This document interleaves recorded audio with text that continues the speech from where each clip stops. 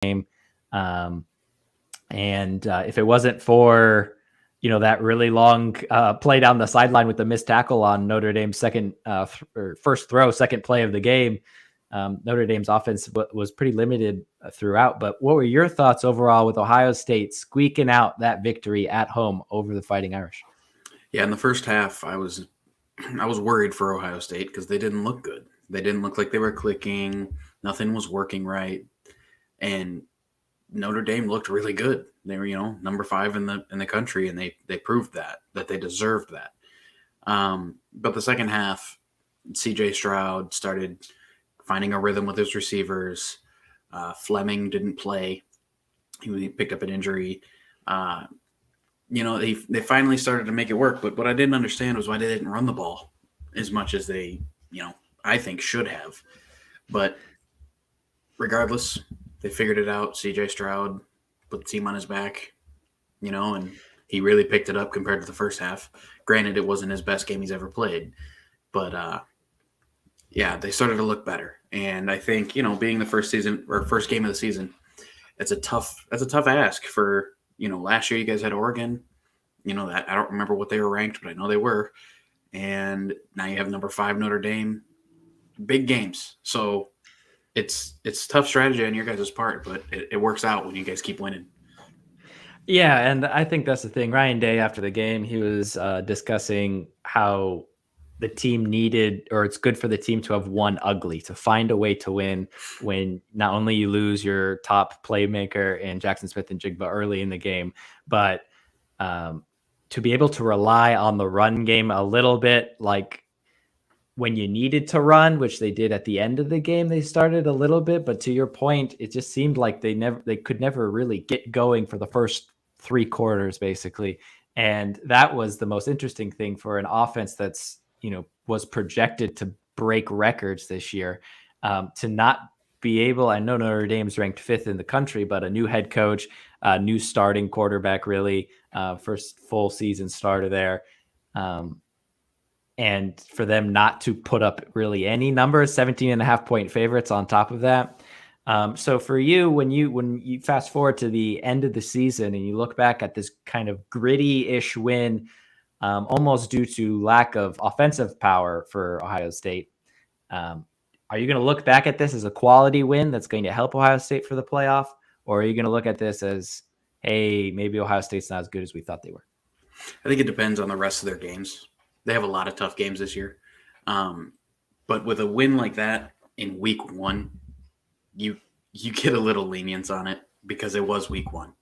They don't have a real preseason where they do play, games that mean nothing and they can rotate everybody and get reps in.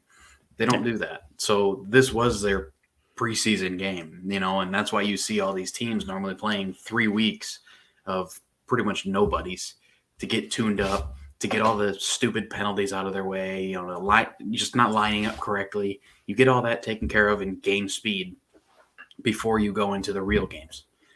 And, when we've talked about potentially changing the playoff schedule, I would like to see some of those go away. Yeah. At least 2 of them. But yeah, I think that a win in week 1 goes a long way.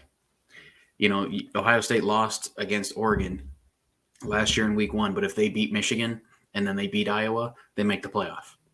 Period. Yeah, and that's been kind of Ohio State's story. Even when they last won the national championship, they lost at home to Virginia Tech in week 2, their first home game. The whole campus kind of was deflated after that, thinking that the whole season was over after week 2, and yet there they were. They sneak into the playoff at the end and just go on to win the whole thing. So I totally agree. But it does not hurt to start off in just dominant fashion like the Georgia Bulldogs did when they basically hosted. It was down the road for them, across country for Oregon. We're going to call it a home game for Georgia in Atlanta there, when they smacked Oregon 49-3. And Darnell Washington, I will have nightmares of that guy if I'm any DB in Oregon. That guy catches the ball in open space. He can run through you. 6'8". He can jump over you. He's still 6'8", which is just incredible. And he's going to be a problem for teams. He's going to be that safety blanket, 3rd and 5. You just go over the middle, throw it up to him. He's going to be a problem. And how good did Georgia look to you in week 1? Well, there's 2 ways that we can look at it.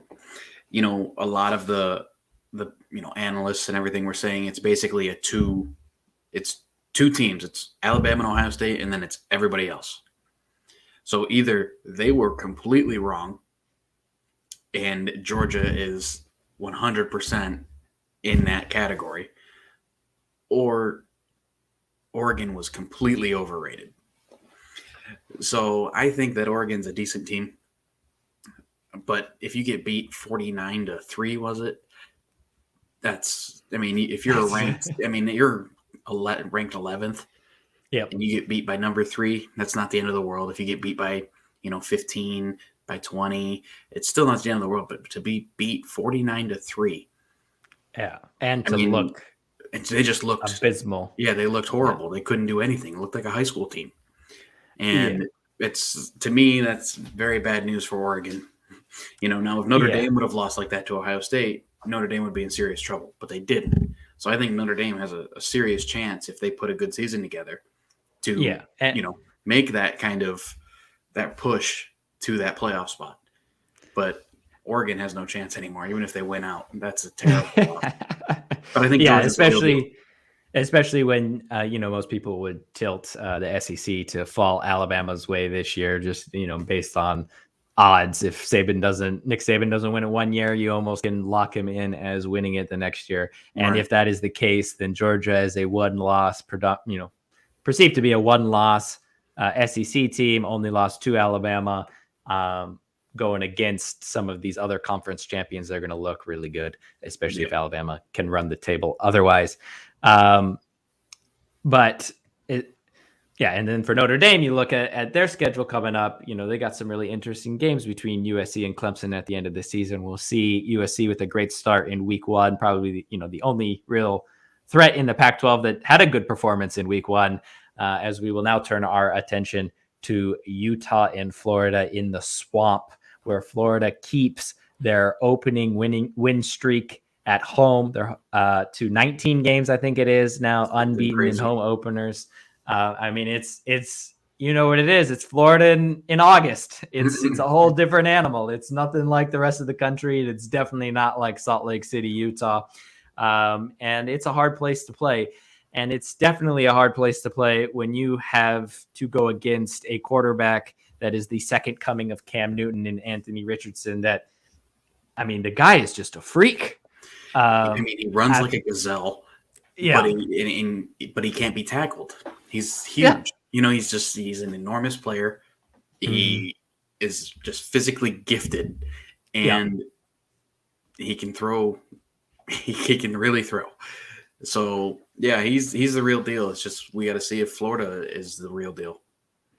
Yeah, exactly. And so we have Georgia in such dominant fashion beating an 11th ranked Oregon, but almost the more impressive win goes maybe Florida's way by being unranked and taking on 7th ranked Utah, who had so much hype in this offseason, especially after that Rose Bowl performance and bringing everybody back. Obviously, the Pac-12 defending champs in Utah, and Florida handling business and looking pretty decent in it. And we know in college football, when you have a quarterback that is a dual threat like that can get you those 7 yards on 3rd and 7 by using his legs, that he can cause any team in the country problems and give any team that he's on a chance.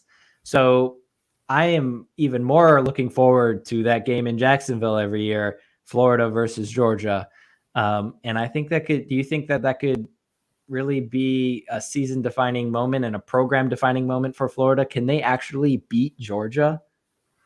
I don't know if they can beat Georgia. Georgia's really good. Really good. But I think they can definitely give them more problems than Oregon did. Even if Georgia goes in there and they beat them, and they beat them by 10, But as long as Florida looks good and they're giving them problems and they're fighting back, I think Florida still has, a good chance to really cause some problems in the SEC. I don't think they're there yet. They're not the Florida of 2008, but I think that they're going to be better than they used to be, in the past 4 or 5 years, because pretty much we've written off Florida altogether. You never think of Florida as being a good team anymore. But if they can start putting some games together, and if they can beat Utah, and if they can go and play, if they can beat Auburn and, the tough teams that normally have been beating them, then yeah, they could be a real problem. And they may be able to squeak a win out against Georgia if they're kind of on an off week. Because like you said, Florida in August, it's hot.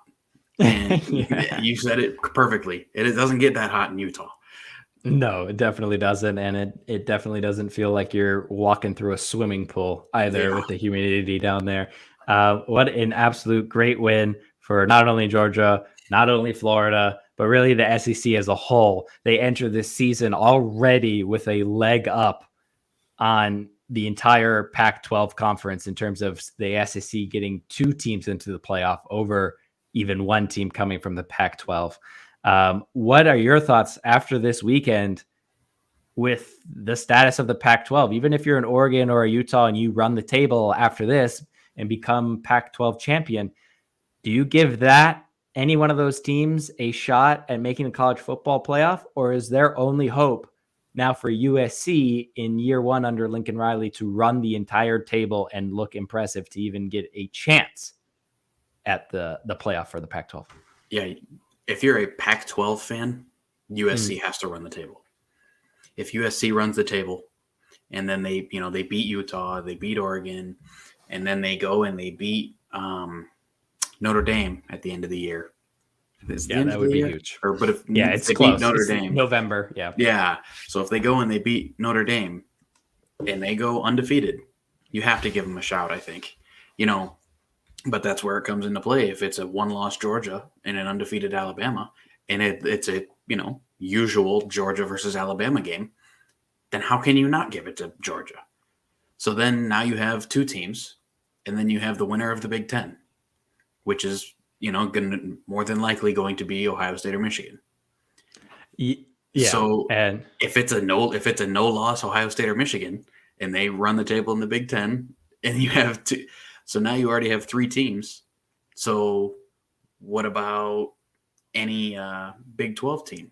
What about any other team? Maybe maybe a Michigan or Ohio State. Maybe both of them get in. Maybe it's 2 SEC and 2 Big Tens. Yeah. You just already leaning towards the super conferences between the Big Ten and the SEC. Exactly. So what do you do? I don't know. It's really tough because they're not basing it off of rank anymore. They're basing it off of who they think is the best 4 teams, regardless of record. They want the best 4 teams in. And so, USC can run the table, but if they think that, Texas A&M or, even Florida, if they run the table or, whatever, they could pick anybody. Clemson. Yeah. Speaking of Clemson, they took on, they are now ranked 5th in the country now, and their week 1 opponent was Georgia Tech. And they just did not look like they could get going in that first half. The score ended up 41-10, but it really was much closer to that for most of that game. DJ Uyunglele still gives me a little bit of doubt there on whether or not he's going to fulfill even any of the hype that he had kind of coming into college. And so you bring up a good point. I mean, Notre Dame might be the key to the entire playoff. If they can beat USC and beat Clemson, they really have and Notre Dame not only gets in, but they basically silence really any chance of the Pac-12 and the ACC getting a representative if we think that Oregon, Utah, USC, and Clemson are the best, representatives from those 2 conferences that have the best chance to actually make it in. Notre Dame will have beaten 2 of them, and the other 2 would have lost to Florida and Georgia by a combined, 5 78-29. I don't know that that's a great representation. So, and we can't discount Oklahoma potentially being in. Texas A&M could cause problems. Baylor, I'm looking at the top 25 right now. There's some pretty good teams on there. And especially when you consider the Big 12 and the opportunities that the Big 12 have coming up. And we are going to get to our picks this week. Again, all of our picks that we are doing are through ESPN. So go ahead and get yourself an account, especially if you have an ESPN Plus subscription. Just use that same account, make your account there, and get your picks in each week with us. See how you do against us and the whole country, and we will love to compare at the end of the season. So make sure you get your picks in there at ESPN College Pick'em 2022, and we will be doing those shortly and previewing the marquee matchup of this weekend, despite the points being the line being -20 for Alabama. But Alabama, Texas coming up this weekend. We will be giving a preview in our picks coming up here. But especially when you consider the Big 12, with Texas, Oklahoma, Baylor, Oklahoma State. The Pac-12 definitely shot themselves in the foot this weekend. But a team that definitely helped their chances, even though week one, even these first 3 weeks, Michigan don't have that hard of a schedule, but to have that dominant of a performance, 7 sacks on defense, looks like they could score any which way. What are your thoughts on your Michigan Wolverines and their opening performance? It went as it should. We really needed that. We needed to make sure that, yes, our schedule's easy, but we need to make sure that we really win these games handedly. Just so everybody knows, we're not squeaking out a 27-21 or anything crazy. We just go out, do what we're supposed to do. We just play our schedule. The players don't make the schedule. The coaches don't make the schedule. That's the whole athletic department. They deal with all of that. So it's not their fault that they have to play Hawaii and Connecticut and Colorado State, some pretty horrible teams. Yeah. But when we do, we got to go out and beat them 51-3 or 51-7 or whatever we did. My one issue with Michigan is the whole quarterback situation. We were talking about the Florida's quarterback with having the ability to run. We have a sophomore on the bench that's arguably the most athletic player on our team. And we'd rather play Cade McNamara, who, don't get me wrong, he's a fine quarterback. But in Georgia, went last year, he got sacked way too many times because he couldn't outrun all of their D-line. Well, J.J. McCarthy could outrun almost any D-lineman. So that's the difference, is that's what we need. And he has a stronger arm, so we can make more big plays. Our receivers showed that, they're not Ohio State receivers, but they're decent. They're good enough. They're fast. Yeah. So I'm excited. He starts this week. So I am excited to see what he does. And I get it as Hawaii, but he needs to have the game of his life and prove that he needs to be the number one. Yeah, I think he just adds another dimension to the offense. And in college football, having a dual threat quarterback is even more important than having it in the NFL, because in the NFL, everyone's 4.4 speed, So, but in college, but you see, even Aaron Rodgers and Patrick Mahomes, they're not lightning fast, but when they run for those 5, they run for the 3rd and 7, and they can get it. Yeah. That's huge. And then you watch Tom Brady or Peyton Manning try and do it, and they just never tried to do it. They would just say, we'll punt. We're not worried about it. Yeah, exactly. Yeah, it's definitely a new era in college football. I mean, we saw that with Anthony Richardson this past weekend, Florida. I mean, it just can take you wherever you want to go. I mean, it just causes so many problems for a defense when you have that kind of threat.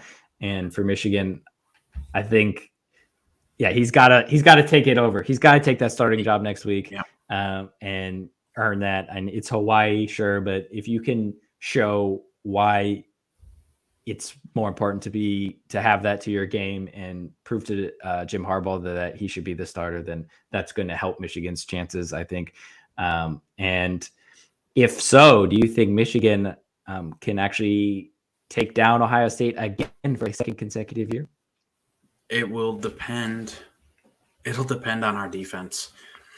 I think that our offensive line is ridiculously good. Um, they were ranked the best offensive line last year, and we're good again this year. Our defense needs to stop all your weapons. That would be my one thing where I say that would make or break, because you guys have a fantastic offense. So we can't stop Ohio State's offense, but can we slow them down enough for our offense to do what we hopefully, figure out that we can do? Obviously, we can do it against Colorado State, more than likely Hawaii and Connecticut. But when we start playing, the in-conference games, and granted, our in-conference schedule isn't great either, but once we do it in conference, I'll at least feel a little better about our offense. Yeah. I think we have the athletes to do it. I think we do have a good enough offense. I liked our play calls a lot more with our new offensive coordinator. Yeah. I think we have a chance. We just have to hope it snows. Yeah, a snow game in Columbus would be great on Thanksgiving weekend there. But even if it doesn't, the fact that you guys won last year because you could run the football with that offensive line and with your run game and get 4 to 5 yards every time. You add JJ McCarthy to that as well, and I think it's another running back. And it's just another running back, and you can get 3 to 4 or 5 yards. Now, Ohio State have the opportunity to keep improving their defense between now and then. We saw a great run defense against Notre Dame with their bell cow back, and they still kept him pretty much under wraps. Yeah. So that is good progress. We will see as the weeks go on and we go through the Big Ten, and the Big Ten style has always been run it and get those big Midwest offensive linemen in there and block, and those big corn-fed boys. Yeah, exactly. 3 yards in a cloud of dust. Yeah. And so we will see if they can keep that up. But yeah, it's so far so good for both Ohio State and Michigan, both getting wins to start week one. Alabama also getting it was against Rice, but a dominant performance there from Alabama. It's been a very interesting topic because you look at those three teams going into the season, we're ranked 1, 2, and 3, Alabama, Ohio State, and Georgia. Alabama played a lower ranked opposition in week one and did what they were supposed to and blew them out. Ohio State played a top 5 team and kind of dealt with a little bit of injury issue, a new defensive system, even though it was at home, and grinded out a victory that many thought should have maybe been a higher of a margin. And then you have Georgia, who was 3rd coming into the country and handled their business very comfortably against an 11th ranked Oregon team. So how would you rank? Would you keep all 3 of those teams in your top 3? And if so, how would you rank them as 1, 2, and 3? Yeah, I think going into week 2. I think they have it right with Alabama 1, Georgia 2, and Ohio State 3. And it's not because Ohio State did anything wrong. It's because Georgia beat number 11 so bad and they just showed that they were on a different level. And like I said, Ohio State didn't do anything wrong. They just had a game, a week 1 appearance, and they looked like they just had a little rust and everything, but Georgia didn't. So now if they played Ohio State Notre Dame, if they played in week 10, I think Ohio State kills them. I think they destroy them. But since it was week 1 and they didn't look as sharp, I think that they have it right, because Georgia did look better, but that doesn't mean they're a better team. Just week 1, they didn't have any rust. So that's the only reason. I think they're all going to make the playoff. I think they're all the same caliber of team. I think they're all great. But just as far as week 1, I think they have it right. Yeah, I have an issue with the rankings, and it's not for Ohio State being 3rd. I think that is perfectly fine for Ohio State to be 3rd. Alabama took care of business. They looked like Alabama of old, not of old, the Alabama all the time, and they just dominate teams they're supposed to dominate, and it doesn't look close, and they're always playing to their standard and not to their opposition. And they did fantastic. But I have a problem with a team that looked better. I mean, it's hard to say that when Alabama put up like 55 points or whatever on us, but Georgia looked every part of it, from the defensive line being able to rush the quarterback, from the defensive backs that they replaced to get those interceptions, and with such that one interception, like jumps up behind his back along the sideline, was absolutely incredible. The offense didn't miss a beat, really. And to do it against a ranked opponent. The only reason for me why Alabama is number one is because people thought that they would be the best team this year. But that is not a why. I mean, Georgia not only played better than Alabama in week one, in my opinion, they played against a better opposition I mean, it's just true. Oregon is a better team than Rice. And I just have a problem with not using on-field results. I mean, I always think, to be honest with you, preseason rankings are pretty stupid, but everyone's going to do it when you have 200 days off before the season kicks off. And there's a reason why college football playoff committee doesn't meet until week, 8 or 9? It's because they need to understand the body of work. But we are given the benefit of the doubt, like we always do to Alabama. And yes, it never really steers you wrong. But I just have a problem with, after week one, if you have a team that played that well, and you add on top of that they're actually the team that just beat Alabama a couple months ago, the last team to beat Alabama, and they're the defending national champions, and they look that good. I mean, if Alabama was third and did that, then we would put them number one instantly. And I mean, in my opinion, so that's the only problem that I have with the rankings. I would have Georgia 1, Alabama 2, and then Ohio State 3. Ohio State, obviously, with the greatest win of the weekend in terms of the preseason rankings against the 5th-ranked Notre Dame team. But again, we'll see as the schedule works itself out. We will get all of those games, and we will, the rankings will settle. And you brought up a good point. These rankings don't matter anyway; they only matter in week 8. So these are just kind of for fun and who we think. So, but I totally agree that if Georgia was number 1, I would not be mad, because Georgia put on quite a show against number 11 in the country. Whether they were, misranked or whatever, it doesn't matter. Georgia came out and played a team that is supposed to win the Pac-12 or has a chance to win the Pac-12. Yeah. And they killed them. So, Alabama did what they needed to do against Rice. Michigan did what we needed to do against Colorado State. And we jumped Texas A&M. We jumped, obviously we jumped Notre Dame, but we jumped Clemson as well. And I don't know that we really should have, unless I didn't see all those games. But, Clemson didn't play great. So, sure, I'm cool with that. We looked fine. But I didn't watch the Texas A&M game. And I just don't know that we really did so much to prove that we're number 4 in the country. I think it's kind of like what you're saying, where they think, oh, Michigan's going to be number 4.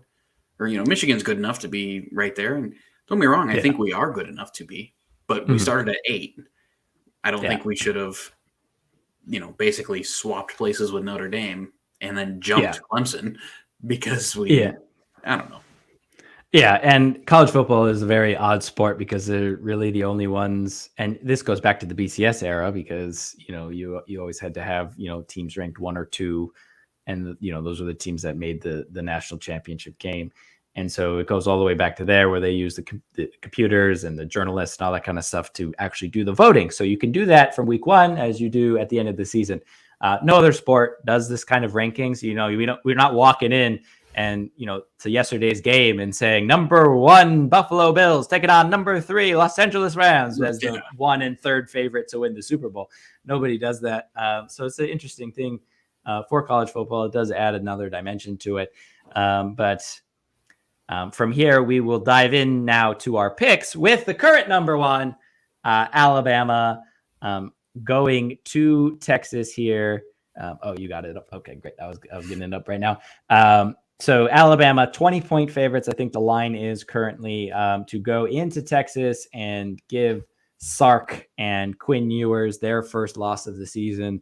I don't know that anyone is really giving Texas a chance here. No. We see 97% picking Alabama to win this game. Are you giving Texas any chance at home here to take down Alabama? I think this is a huge game for Texas and their organization and their football team. I think that they need to come out and play with everything they have, and they need to prove that they are still the Texas Longhorns. This is because they future have SEC team as well. Yeah, so this is the same situation as Florida, where they haven't really been as good as everybody is used to seeing them be. And I don't think they have a chance in this game. But they need to come out and really prove a point that they're a good football team and they're back on the right track. But unfortunately, it's Alabama, and it's not Clemson even. Maybe with Clemson they could try and do something, but it's Alabama. They're not going to do anything to Alabama. Yeah, I have a hard time picking against Alabama to win the game. I think it's going to be 20 points? I don't know. I mean, I had this whole hype with Ohio State going to blow out Notre Dame, and they were 17.5-point favorites. And I don't know. It's just something about when you have a marquee game that comes out that everybody is circling on their schedule. You're going to get a tough game. I think Texas is going to come out swinging, especially being at home. Quinn Ewers, this is his first year starting, but again, last year he was up in Columbus for a year, kind of being there. You still got Bijan Robinson in the backfield, one of the best backs in the country. Yes, it's Alabama's defense. Yes, it's probably one of the best maybe that Nick Saban has had maybe since those 09 Alabama team, 2011 maybe. And so, but I give Texas more than probably a 3% chance here, but I can't see Alabama losing this game. No, and I think that they will cover the spread. Yeah. Because giving Ohio State a 17-point favorite was a mistake because, yes, they're a great team and they probably could on another day win by 17, but to make them a 17-point favorite against number 5 in the country, that's pretty bold. But this game, I understand being a 20-point favorite because Texas is not Notre Dame. Yeah. All right. So we got Alabama locked in there, and now we got Wake Forest, who always seems to be lingering there or thereabout in the ACC. They seem like they could cause some problems for someone down the road, always between maybe that 20 and 25th ranked in the country, traveling to Vanderbilt, the basement team in the SEC every single year. It seems like they are 2-0 to start off this season. Do you think Vanderbilt will make that 3-0 against Wake Forest? No, I think it'll be a good game though. But no, I don't think so. I mean, I don't know who Vanderbilt played, but I'm sure it wasn't anybody. Yeah. So I have to give this one to Wake Forest. Wake Forest is just genuinely a better team. Yeah. And they are year after year a better team. Yeah. I would have to go with Wake Forest on this one as well. Read a stat, I believe Vanderbilt is the only team in the entire country not to have a portal transfer this season, which is an interesting statistic for Vanderbilt. Yeah, I believe that is accurate. And that is something that is always interesting. But we move on to Tennessee, who many have picked as this kind of wild card team in the SEC to throw a wrench in the whole plans with their offense. Last year, we thought that they could score against anybody. They ran into Alabama and that didn't really happen, but but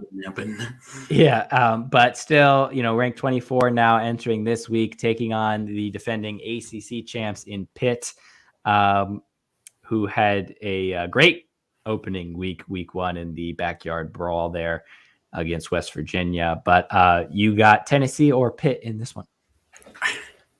I don't want to seem like I'm always picking the higher ranked team, but I think Pitt is a pretty good team. Yeah. I think they're going to play well. And I think that, they're at home. I think Pitt takes this one. Yeah, no, I can see it. I mean, They've been playing well for the last 2 years. Tennessee just seemed like that team that just needs to get over the hump a little bit to kind of be in and around the mix. And, I'm not saying they're going to be ever competing with Alabama or Georgia anytime soon, but, be there as a formidable team, maybe like a Texas A&M that could pull off a win here or there, and look like they're going to challenge, but, fall off there. But being at home, I'm going to agree with you and give this one to Pitt. Speed is going to be a big factor in this game. If Pitt can match their speed, I think Pitt can take this one for sure. Yeah. One team that isn't always known for its speed, but more of its strength, the Wisconsin Badgers at home taking on Washington State. Are you giving the Pac-12 another loss in a interconference game when Washington State takes on Wisconsin in a few years ago, Washington State was pretty good, I believe. Yeah, but they got all the way up. But that was a few years ago. I don't think they're gonna go into Madison and beat Wisconsin. Yeah, that stadium with the jump around, always a great third quarter tradition there. So I'm gonna definitely go with the Wisconsin Badgers as well, 19th ranked in the country, to go into week 2 and pick up another victory. Houston, another interesting team of the group of 5 that will be making their way up the conferences in the next coming years. But for now, they will take on Texas Tech of the Big 12. Can Houston go in and beat Texas Tech? I don't think so. I think Texas Tech is going to beat Houston. I think this is going to be a great game. I think it's going to be a high-scoring game because it almost always is with Texas Tech. Yeah. Yeah, I think Texas Tech are going to take this one at home. Yeah, I'm totally with you on that one. Houston, I feel like, was always ranked a little bit higher because of the fact that they could beat down on the teams around them. Yeah, and not exactly. I don't think their pedigree shows they should be 25 by the teams they beat. It's just they have talent. That's no doubt. But I don't think they are going to beat Texas Tech. Yeah, I agree with you. I'm going to give the win to Texas Tech on this one. We now move to the 4 p.m. Kickoff. Very interesting one when Iowa State take on Iowa, who escaped last week from an FCS team. Do you give, it's Iowa at home. They were at home last week. 67% have picked Iowa to go 2-0 over Iowa State. Are you giving them the same favorite and picking Iowa in this one? I mean, I almost feel like I can't after last week. After that performance. I just feel like I can't. They didn't score a touchdown. Yeah. Against an FCS school. Yeah. That's pretty bad. This is Iowa State, regardless of Iowa's ranking, always gives them issues in this game. And now after that, Iowa State really believes they can win the game. I think I go with Iowa State on this one, as much as I hate to say it, being a fan of the Big Ten. I want Iowa to win, but I think Iowa State is going to go in and give them problems because winning 7-3 against an FCS school and not scoring a touchdown, that's a serious issue. It's also quite impressive to score 7 points without a touchdown. It's true. But I don't think they could fix that in 1 week. And then now they're playing a real team.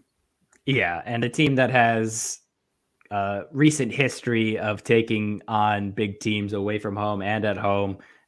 When you look at their victories over Oklahoma a couple years ago, even Baylor, I believe, went in there and caught an L. So I'm with you on this. I would go Iowa State here to pick up the win. I think they'll jump out early on Iowa and be too much for them to catch up. Yeah. Kentucky, as we love to do this, I guess, with SEC teams, really hype one of these teams that always finish in the middle of the standings and say this is their year to take them on one of the big boys and get up there and get around there. And we've seen it over a couple years when they start off and they beat Vanderbilt and even Tennessee or something like that, get a decent win, and then they catapult up the rankings. But this week they are traveling to take on Florida with their great performance against Utah. Is this the year that Kentucky continues ascending and going to give problems for some of the SEC big boys, or is Florida going to be the team that kind of rebounds, takes that Utah win, and catapults themselves further up the rankings than number 12 in the country? I have to go with Florida. Florida looked really good. And, I would take Florida over most teams in all of college football at home right now, especially being, September, where it's still really hot, and some other teams in, the northern part of the world aren't as hot right now, haven't been practicing in the 109 feels like temperatures, in the rain, in the mud, and Florida's ready for that. And so to take them on at home, I think I would take Florida almost over anybody. So I'm definitely going to take Florida over Kentucky. Yeah, I agree. Definitely a hard place to play. And for them to take that win, that great win over Utah, I think that's just going to fuel them even more, get the crowd going. And I think they start off 2-0 to start the season and set themselves up nicely for the rest of the SEC season. And maybe they could do something special. We'll see.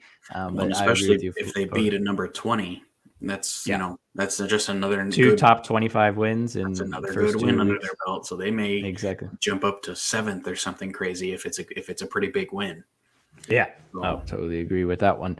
10th ranked USC under Lincoln Riley handled their business in week 1 as they kick off Pac12 play here against Stanford. You given Stanford any chance here against Lincoln Riley and USC? I may give them more than 4%, but no, I don't think so. But no, I think USC is a really, really good team this year, better than the few teams they've had in the past few years. So yeah, it helps when you get a new head coach, a new star quarterback, the number 1 wide receiver from last year, and 30 other transfer kids. You're definitely going to be a reshaping team. USC, obviously, such a historic program. And I think I agree with you. I think they're going to keep rolling here, at least to start the season. Arizona State, the Kentucky and Tennessee of the Pac-12. Very much so. Always seems like they're going to be there. Oklahoma State, obviously above that in the Big 12, always being in and around, it seems like, to the end of the season for the Big 12 championship. 11th rank Cowboys at home to Arizona State. Are you giving another L in interconference play to the Pac-12 in this one? Yeah, Oklahoma State, they really don't know how to finish seasons off well. They normally can never beat Oklahoma. And even if they do beat Oklahoma, they can't make anything of it after that. Mm-hmm. They're such a good team, but they always fall, in 2 or 3 games. They fall so short. But this isn't the end of the season, and this is Arizona State we're talking about. So, yes, Arizona State gets a big L on this one. Yeah, I mean, I agree. It's hard in the Big 12 when, you play everybody once and then you got to play one of those teams again to get those double victories when you need it. Especially some of the big boys who are always going to be there. Even if you do beat Oklahoma, they're probably only going to catch one loss this season and be right there against you in the final anyway. So I agree with you. Oklahoma State will handle their business at home and get the win here. Another Big 12 team in the 9th ranked Baylor Bears will take on BYU, which is a great game, especially when you have a group of 5 team. Even they will be, along with Houston, moving out of the group of 5 here in the next couple of years. But Baylor being part of the Big 12, I think this is a great game. Playing at BYU, always difficult. But are you in agreement that 84% have picked Baylor to win? Yes, I am. I think Baylor's really good. I think, man, there's a lot of good football this weekend. Yeah. I'll be excited to watch this game, but it's more or less to see how good Baylor really is. Yeah. I don't think BYU really has a chance, but it's going to show how good Baylor really is. Yeah. I don't think BYU have a chance. I don't think they're, a fantastic team that's going to go in and stun them and then try and make a run or anything crazy. This is just more of is Baylor legit this year? I see that. At being a night game at home, I'm going to give Baylor a good chance in this one, but I agree. I think Baylor will squeak it out. I think it'll be a very close game. But I do think the home crowd there at BYU is going to help out a lot and keep this game close for probably longer than people expect it to be. But I will go with a Baylor, maybe a field goal near the end there to take the win back to the Big 12. But there you have it. There are our picks for this weekend. In other sporting news, the Premier League weekend has been postponed due to the sad passing of Her Majesty Queen Elizabeth II. England are now in a 10, or the UK, well, really the world, are in a 10-day mourning period as they go through the services to put her to rest and crown King Charles III as the new monarch there. So we will be recapping the Champions League next Wednesday here on the webcast and talking a little bit more about the Premier League, especially with Graham Potter now hired as new Chelsea manager. A lot of interesting things there to talk about. Tuesday, we got the NFL 7 p.m. recapping week 1. We've already had a great start to the season last night in Bills and Rams, and we will have a full slate to review there Tuesday night at 7 p.m. And we will be back with you here to recap week 2 of college football next Friday at 7 p.m. Please check out in the description the Instagram account for Smiley Sports Artwork, who does all of the artwork that you see behind me and in the thumbnails. So go check her stuff out. And until next time, I will see you. I'm Adam, and that's Doug. See you guys.